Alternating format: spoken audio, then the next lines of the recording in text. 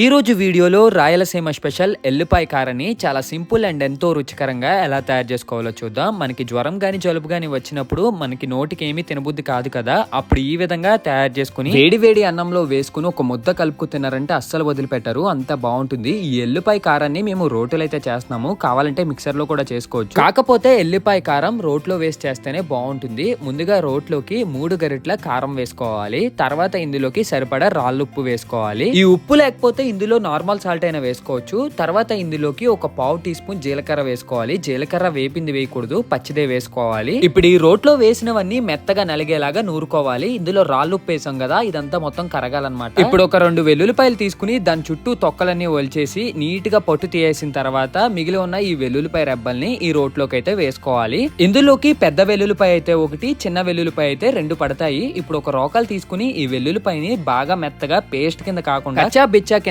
దంచుకోవాలి. ఎలా అంటే మనం ఇదంతా దంచిన తర్వాత ఈ విధంగా మనకి పలుకులు అయితే ఉండాలన్నమాట వెల్లుల్లిపాయది. అప్పుడే మనకి తింటున్నప్పుడు మధ్య మధ్యలో ఈ ఫ్లేవర్ తగులుతూ టేస్ట్ అయితే బాగుంటుంది. ఇది దంచేటప్పుడు ఇందులో అస్సలు వాటర్ వేయకూడదు. మనం ఆల్రెడీ ఇందులో కొన్ని వెల్లుల్లిపాయ రెబ్బలు వేస్తాం కదా, అందులోంచే మనకి వాటర్ అయితే వస్తుంది అనమాట.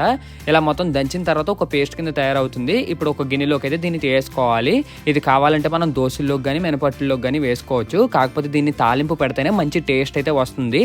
ఇలా ఒక గిన్నెలోకి తీసుకున్న తర్వాత ఇప్పుడు స్టవ్ మీద ఒక ప్యాన్ గాని కడాయి గాని పెట్టి ఇందులో 3 గరిటెల ఆయిల్ వేసి ఆయిల్ మరిగాక 1 టేబుల్ స్పూన్ పచ్చి శనగపప్పు వేసుకోవాలి. శనగపప్పు కొద్దిగా వేగాక ఇప్పుడు 1/2 టీ స్పూన్ ఆవాలు వేసి ఇవి చిటపట్ల ఆడుతున్నప్పుడు తొక్క తీయని ఒక 4 వెల్లుల్లిపాయ రెబ్బలు వేసుకోవాలి. వెల్లుల్లిపాయ రెబ్బలు ఆల్రెడీ వేసాం కాబట్టి ఒక 4 వేసుకుంటే సరిపోతుంది అనమాట. ఇప్పుడు ఇందులోకి కొద్దిగా జీలకర్ర అలాగే టేస్ట్ కోసం కొద్దిగా కరివేపాకు వేసుకోవాలి. ఇప్పుడు ఇందులో కట్ చేసుకున్న 2 ఎండుమిరపకాయ ముక్కలు వేసుకుని తర్వాత ఇందులోకి ఒక 1/2 టీ స్పూన్ మెంతులు వేసుకోవాలి. మెంతులు బాగా ఎక్కువ వేయకూడదు, 1/2 టీ స్పూన్ వేసుకుంటే సరిపోతుంది.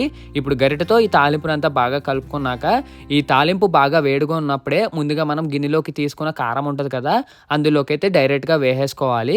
ఇలా మొత్తం తాలింపు అంతా వేసుకున్న తర్వాత స్లోగా మొత్తం ఈ కారాన్ని మొత్తం కింద నుండి పైకి ఈ తాలింపుకి బాగా కలిసేలాగా కలుపుకోవాలి. తర్వాత ఒక చిన్న గిన్నెలోకి తీసుకుని ఒక ప్లేట్ లోకి ఈ గిన్నె పెట్టుకుని ఇందులోకి సరిపడా రైస్ వేసుకుని వేడి వేడి అన్నంలో మనం తయారు చేసి పెట్టుకున్న ఎల్లిపాయ కారంని వేసి ఒక ముద్ద కలుపుకు తిన్నామంటే టేస్ట్ అయితే అదిరిపోతుంది అనమాట, కారం కారంగా. ఇందులోకి మనం నెయ్యి కూడా వేయనవసరం లేదు. ఈ ఎల్లిపాయ కారాన్ని మనం కావాలంటే రొట్టెల్లోకి మినపట్టుల్లోకి ఇడ్లీల్లోకి అలాగే దోశల్లోకి చాలా బాగుంటుంది అనమాట. రాయలసీమలో ఇది చాలా ఫేమస్ రెసిపీ అనమాట. That's it for today guys. Video మీకు నచ్చినట్టయితే లైక్ చేసి షేర్ చేసి సబ్స్క్రైబ్ చేయండి. ఇంకా నెక్స్ట్ వీడియోలో మళ్ళీ కలుద్దాం. ఇంకా మన ఛానల్లో మంచి మంచి రెసిపీస్ అయితే ఉన్నాయి, ఇంకా చూడకపోతే చూసేయండి. ఇంకా నెక్స్ట్ వీడియోలో మళ్ళీ కలుద్దాం. బాయ్.